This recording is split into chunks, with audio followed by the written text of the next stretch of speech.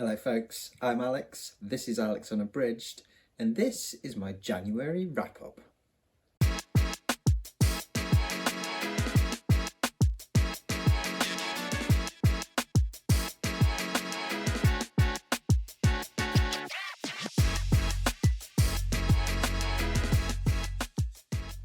So welcome back to the channel if that is the case.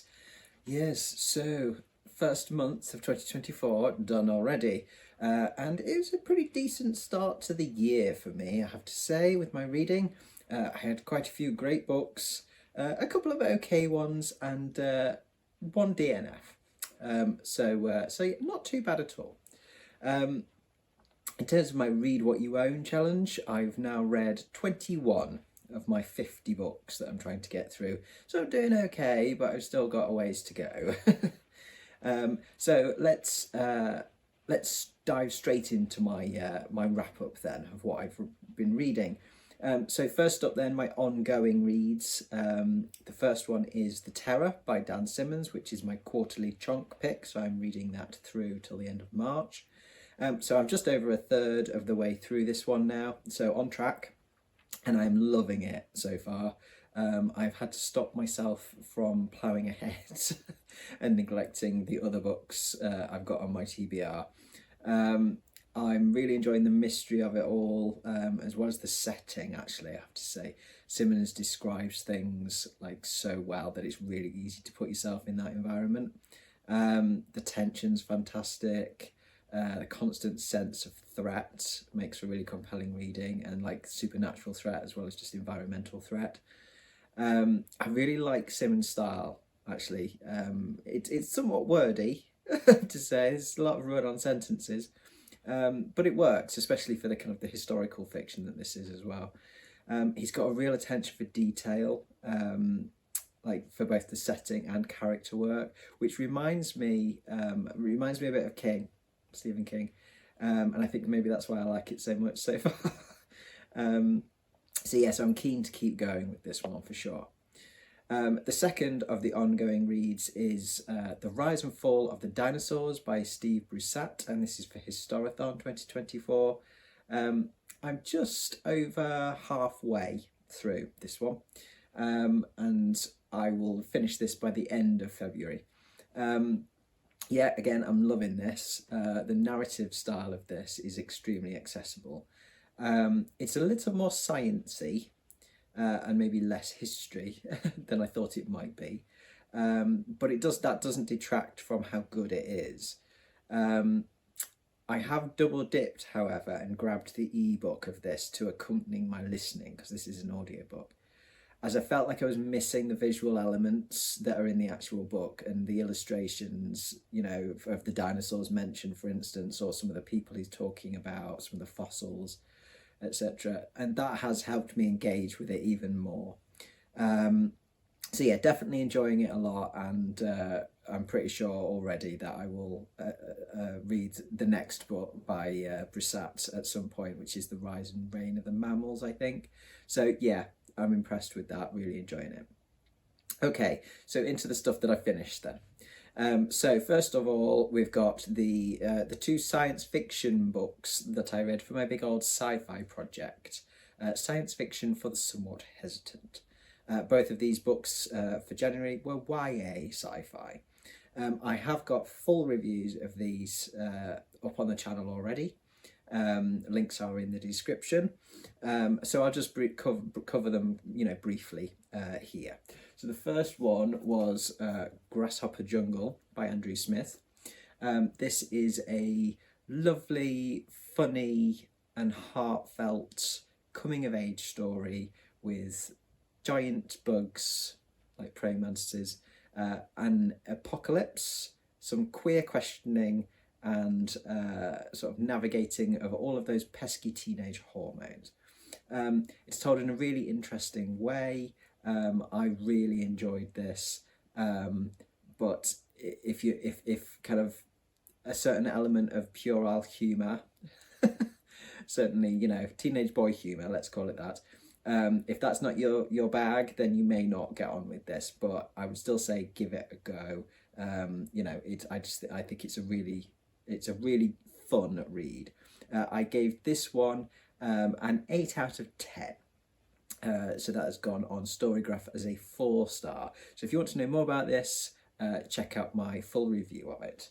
The second in the science fiction for the month was an ebook, and that was The Girl Who Broke the Sea by A. Connors. This is a great science fiction sort of thriller action book set on an experimental deep ocean mining rig filled with intrigue, suspense, some great action, and a good dose of humour in there as well. Some lovely character work for the main character. It's a story of finding your place in the world, dealing with emotions, and learning to communicate. And yeah, I really enjoyed this one. This was quite a surprise to me because I didn't know what to expect going in.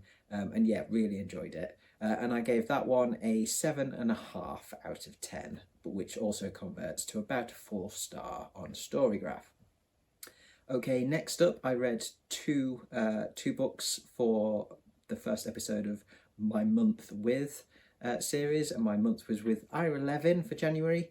Again, the wrap up for this is already out, so the link is again in the description.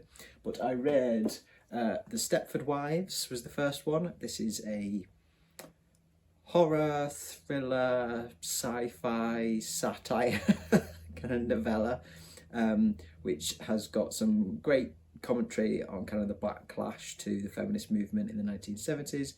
It's a compelling, tense read, some great atmosphere, a great setting, and some really tight, direct, but elegant writing from Levin. I gave this one an 8 out of 10. And then the other one was The Boys from Brazil. And this one is a thriller, very much so, with a plot revolving around a plan to bring about the Fourth Reich, devised and headed by the notorious and horrific Dr. Josef Mengele, former SS officer. He is now hiding out in South America in this book, and Yakov Lieberman, an aging Nazi hunter, is informed of this plan, but his source is killed before Lieberman can hear the evidence. But it's up to Lieberman to figure out what that plan is and stop Mengele from carrying it out. Yeah, I loved this one. This one was my favourite of the two. Great read, lots of mystery to start with, and then some really good thrilling tension towards the end, but tension throughout, really. It's very suspenseful. Some really good character work for the two main characters, and the same compelling, tight, direct, accessible writing from Levin. And I gave this one an 8.5 out of 10. So that's a 4.5 stars on Storygraph. Okay, into the other stuff that I read for the month then. So first up, the Digging Through the Trash choice. And that was The Swarm by Arthur Herzog III from 1974. Premise for this is exactly what you would think it is. African killer bees invade America, and a bunch of scientists get together to figure out what the hell's going on and how to stop the swarm from destroying humanity. Yes, you really don't need any more than that. That's basically it. So there were moments of thrills in this, and tension and stuff, but there was a bit too much of the sciencey stuff for me, I have to say. Which ordinarily I wouldn't mind at all, but it's not really what I wanted. I think that's what it was. So I can't blame the book for that. That's kind of on me. And it wasn't badly done necessarily, but yeah, just like I was looking for more of a creature feature, really. And there were bits of that in there for sure. There were some really good chilling bee attacks. But the majority of it does feel like it's a sort of the scientific discussion about what's going on and what this group of scientists are doing to stop the worst from happening.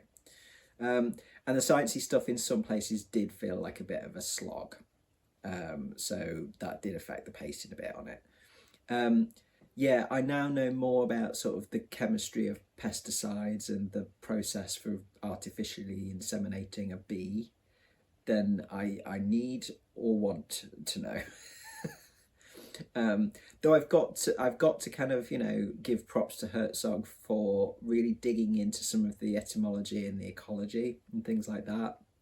In this, he does seem to have put quite a bit of effort into the research, and that does make the premise feel more believable, which is good.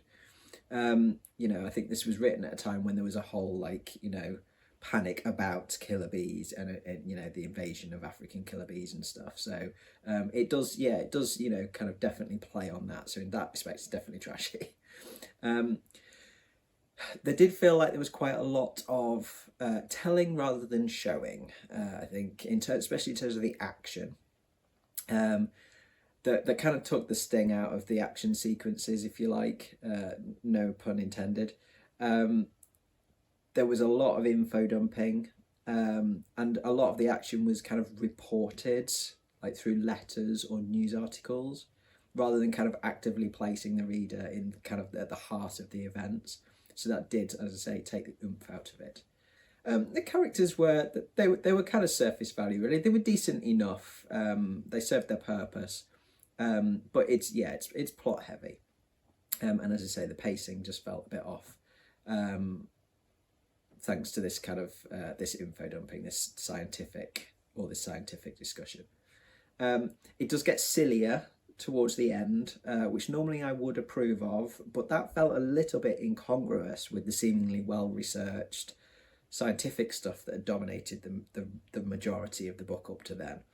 So yeah, it's not really a patch on the other Herzog book that I've read, which is Orca, which was far more of a fun read, much more of a fun read.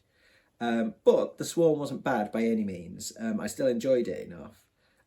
It's very much of its time, though, in terms of language and attitudes as well. So that's just something to know going in, but I kind of expect that with something from this era. So as a side note, I did watch the 1978 film, which is referenced on the title here and on the back. It's got all the cast members on it. But there's actually very little resemblance to the book, other than the whole, you know, invasion of killer bees thing and bunch of scientists kind of trying to figure stuff out thing. Everything else pretty much is different. You know, it's a different setting. And the film is very much more like the conflict between what the scientists want to do and what the military wants to do, whereas this is pretty much all the scientists. And yeah, even the characters are different. The characters are completely different generally. I think there's a couple of name crossovers across the characters, but not even the main characters, like, you know, the like Brad. Forgotten his surname in the film, but the character that played by Michael Caine, he's not in the book essentially. You know, it's very, very different, put it like that. He's very, very different. The film is also hilariously bad. I was laughing out loud at how terrible the acting was, the effects were. I mean, acting-wise, talk about melodramatic. It's possibly one of the worst performances from Michael Caine I've ever seen. Not that I'm particularly a Michael Caine fan anyway, but this was just hilarious. Yeah, the film generally, like, if it was going for horror, it totally missed the mark. It was, as I say, it was entertaining though, but in it because it was so terrible, it tripped into, you know, it was so bad, it was good entertainment. But yeah, the book definitely better than the film by a long way. So the rating for the book, I will pop up on screen the breakdown of how I've rated it, but the overall rating for this is a 6 out of 10. Which works out at about a 3-star. That will go on Storygraph as a 3-star rating, 6 out of 10. Okay then, next up we have got the Wheel Decides pick, which was John Dies at the End by David Wong. This was the DNF for me. I gave it about 130 pages, which is my general kind of like, my minimum is 100 pages on a book. Before I DNF, I need to give it a bit of a chance. it just wasn't landing for me. The humour wasn't landing for me. Maybe I was just in a grump when I was trying to read it. I don't know. It was kind of, I am a little bit up and down at this time of the year. I have been a bit up and down in terms of mood. It's just, you know, time of the year stuff. And it might just been that I just wasn't in the mood for that humour. But yeah, I'm surprised that I didn't kind of connect with the humour, because it's not dissimilar in some respects to some of the more kind of puerile humour that's in Grasshopper Jungle.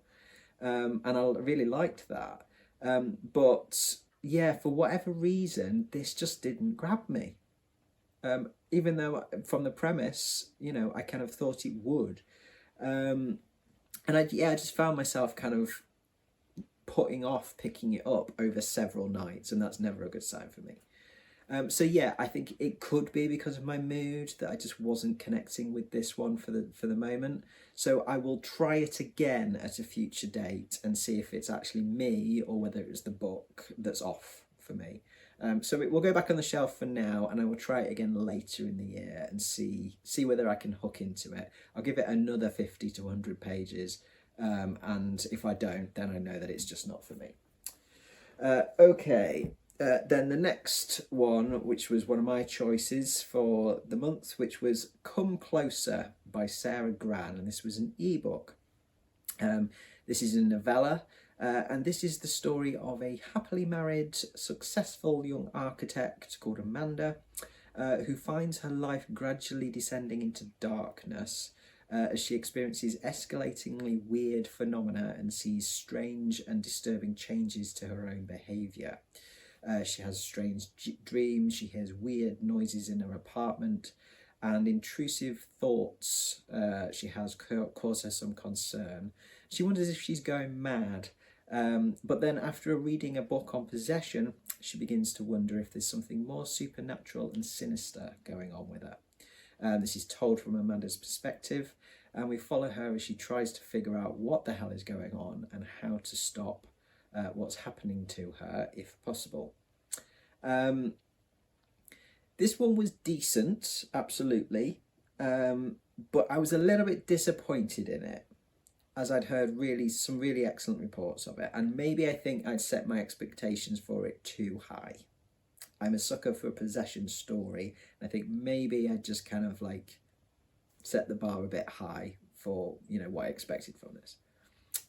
It was an interesting take on the possession story, though, you know, being told from the perspective of somebody who is potentially becoming possessed. There are some really chilling moments in it, absolutely, and Amanda's lack of control over her own actions are at times really unsettling. It's paced pretty well. As I say, it's a novella, so it's short, and the story does move along at a good pace. And the uncertainty of what's going on with Amanda, you know, is she mentally unwell? Is she actually possessed? That adds some tension to the story too, for sure. I think my main issue with it is that, and the reason I found myself kind of like less engrossed than I thought I might, as I say, I do really like possession stories,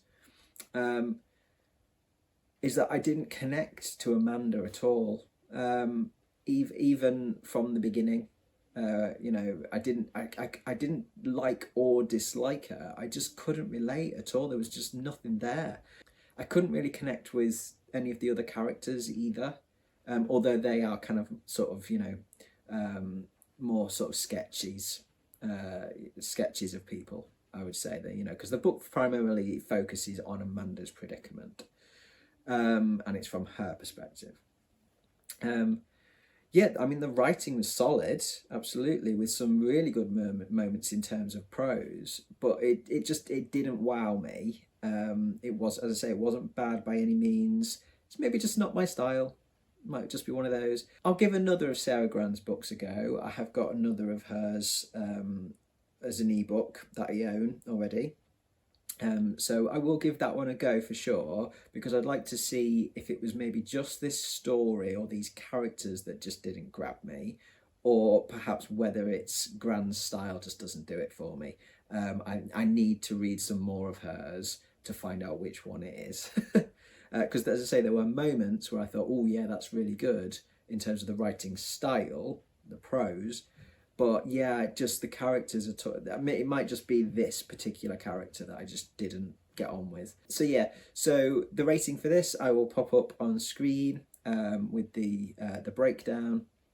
But the overall rating for this came out at 6.84, which I round up to a 7 out of 10. And that is a 3.5 stars really on Storygraph. As I say, I can't rate it lower than that because it's actually, you know, objectively in terms of the writing, in terms of its plot, etc., its setting, its, you know, kind of atmosphere, it's solid, it's good. But the enjoyment factor on this brought it down because it just wasn't one that I enjoyed massively. I didn't not enjoy it, but it, you know, it was okay. It was okay. Okay, the second choice of mine then was Holly by Stephen King, which I'd had since it came out back in September, and I'd been looking forward to this one for ages. So this is the 6th King story featuring Holly Gibney, I believe.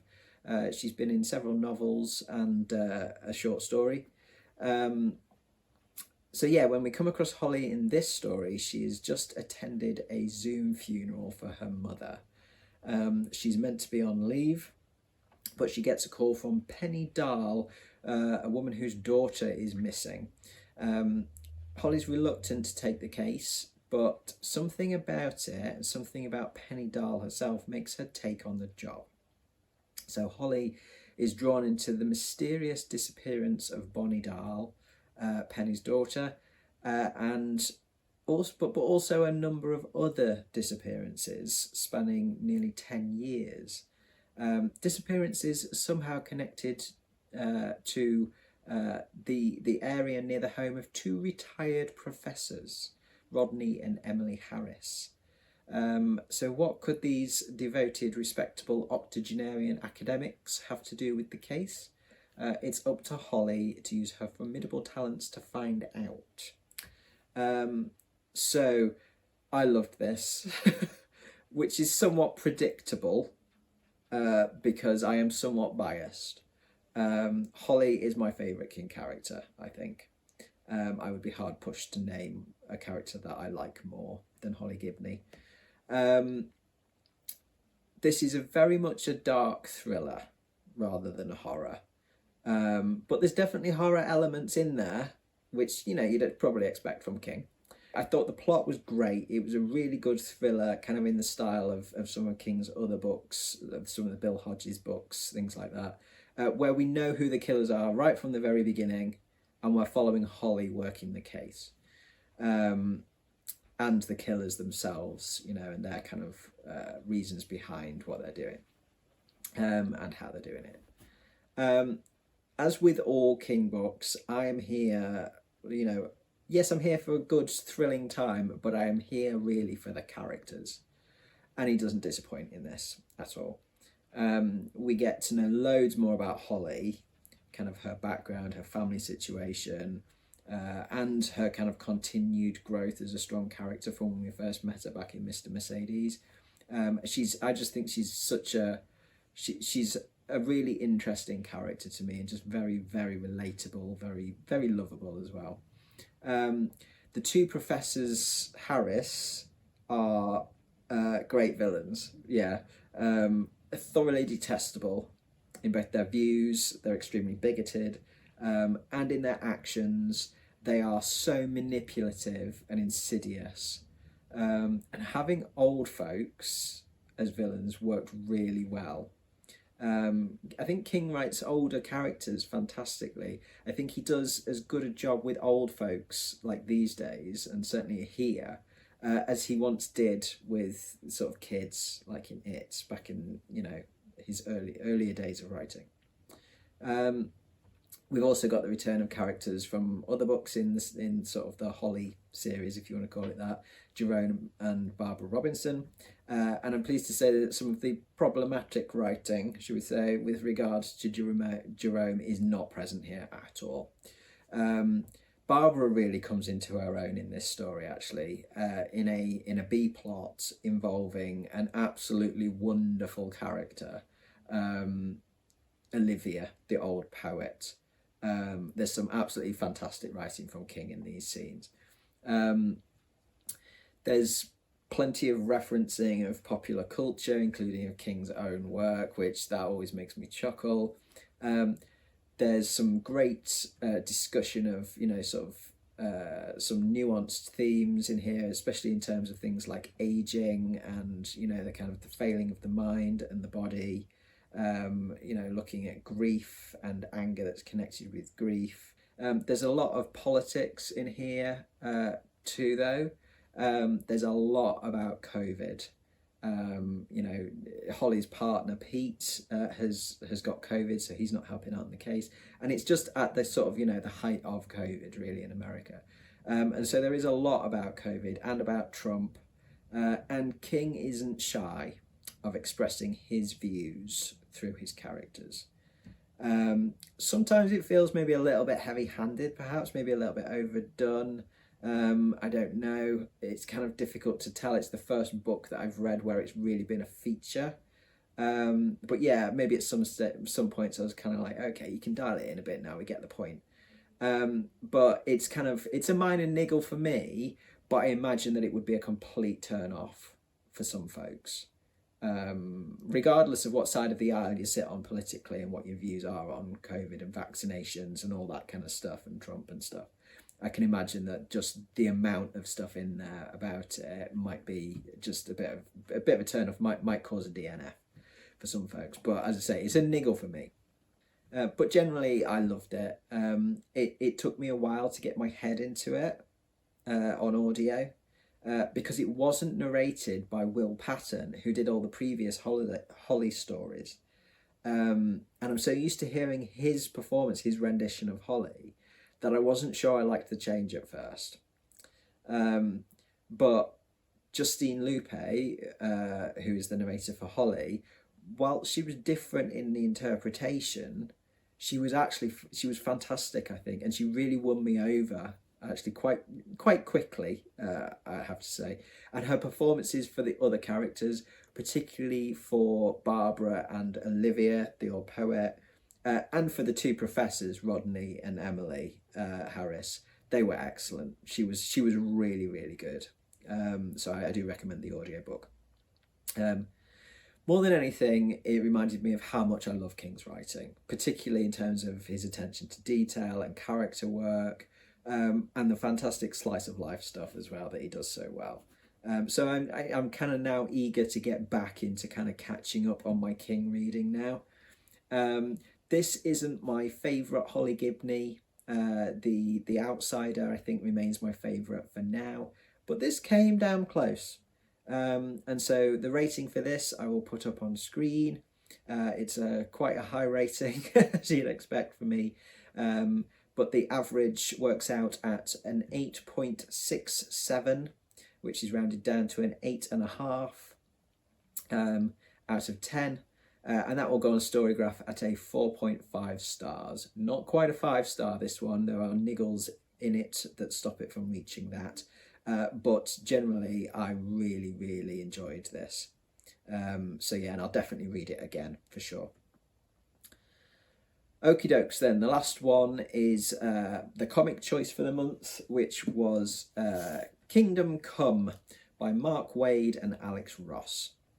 Okay, this is set years into the future in the DC universe, where the heroes of the Justice League and others of that sort of era have kind of left public life and public service, if you like.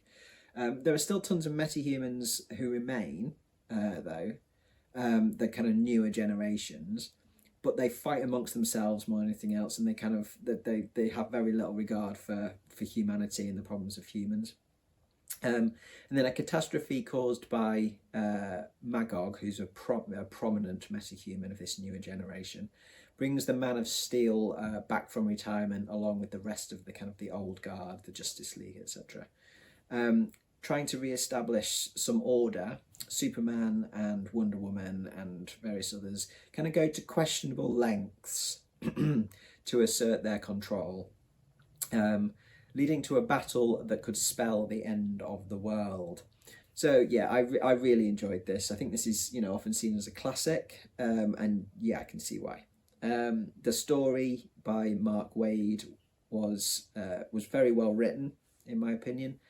We see events unfold through the eyes of a somewhat disillusioned pastor, who kind of really embodies kind of the human side of things, and the use of scripture in it is extremely effective. The voice that Waid writes in for all the superheroes kind of works well as well. Particularly for Superman, I have to say, who I'm generally not a fan of at all. But in this, I really connected with Superman, and I think that's the first time I can say that. He felt a lot less kind of Boy Scout in this, mainly because Waid kind of gave him doubts about his course of action, difficulties to deal with. He's kind of struggling to lead the heroes. He's questioning kind of the violent methods that Wonder Woman wants to employ. You know, he seems somewhat lost after his many years in self-imposed exile. And he was a much more likeable character than I've experienced in the past, for me. I know he's hugely popular with a lot of people, but he was just never one that I connected with. And Ross's artwork, well, he remains my favourite artist. I find his work I find it mesmerising. The kind of the painterly quality of it, mixed with the realism and the style that kind of evokes this sort of vintage aesthetic, works so well for this sort of story, I think. His art, I think, was also a big part of why I can connect to characters like Superman in this. There's a humanity imbued in, you know, through his hand into the characters. I really love the panel layouts as well. The way that the structure on the page kind of enhances the storytelling of Wade's is just top notch. Yeah, great stuff. Though Marvel's, which was created with Kurt Busiek, is still my favourite Alex Ross work. That'll be hard to beat. But yeah, this one, yeah, absolutely great. I will definitely hang on to this and reread this, you know, several times and just pore over the beautiful artwork in it. So the rating for this one, I will pop up on screen again. Just a note on this one, the writing score of 9 is a 4 for the writing and a 5 for the artwork. I always split the writing score when it's a comic into writing and art. And the overall mark for this then is 8 out of 10. And so that is a 4-star on Storygraph. So there we go. That is everything. So book of the month. I'm going to try and do book of the month and decide on my favourite for the month. I think it's quite tight this month, actually, between The Boys from Brazil and Holly. But predictably, Holly just wins out. As I say, it's probably my bias towards King and particularly to Holly Gibney, but I don't care. I absolutely loved it. But yeah, both of those were fantastic. But Holly gets it. Holly gets Book of the Month for January. So there we go, folks. That will do from me today. Thank you very much for watching. As always, do drop your thoughts in the comments. Let me know what you think of any of the books that I've spoken about today. I will be back on Friday this week with my TBR for the Garb August Wasted Weekend that's happening on the 17th and 18th of February. So do join me for some trash talk later in the week. But from me, for now, that's ta-ra.